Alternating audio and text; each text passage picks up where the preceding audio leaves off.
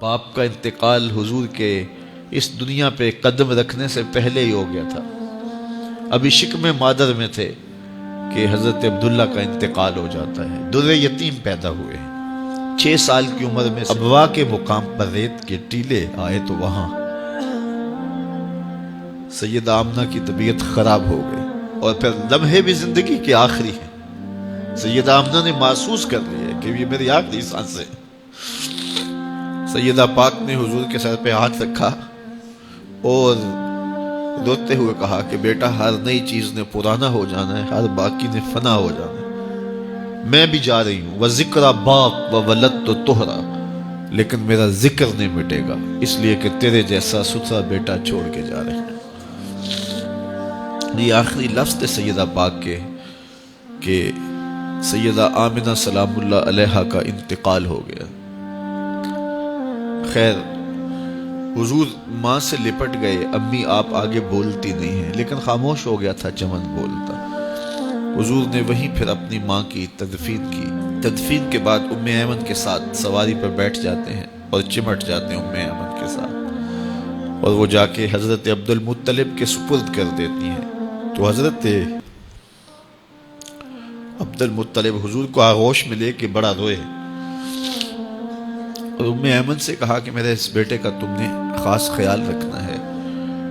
اور پھر انہوں نے اتنا خیال رکھا کہ میرے حضور فرمایا کرتے تھے، ام ایمن میری ماں کے بعد میری ماں ہے۔ 2 سال کے بعد حضرت عبد المطلب کا بھی انتقال ہو گیا۔ ابن حشام کے یہ لفظ سینہ چیرتے ہیں کہ جب امیر قریش کا جنازہ اٹھا تو سارا مکہ جنازے کے لیے امڑ آیا، لیکن لوگوں نے 8 سال کے ایک بچے کو دیکھا جو دیواروں سے لپٹ لپٹ کے رو رہا تھا۔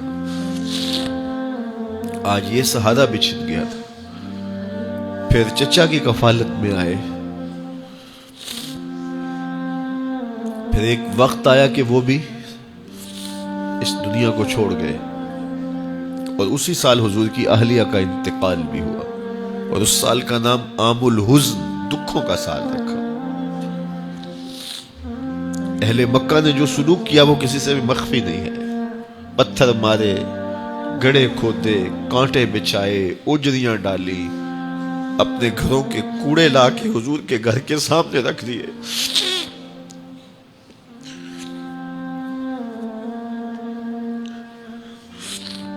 یہ کس چیز کی سزا دے رہے تھے میرے حضور کو؟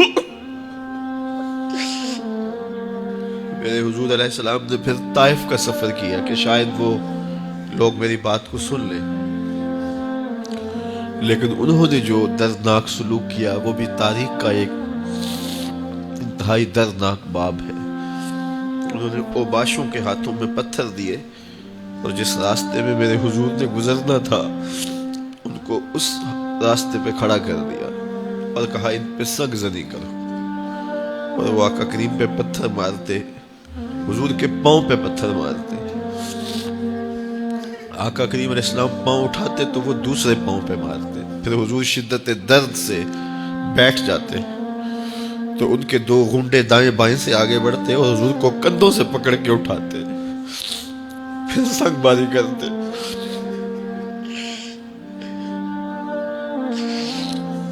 نالین حضور کے خون سے بھر گئے۔ عذاب کے فرشتے حضور کے پاس آئے کہ اگر آپ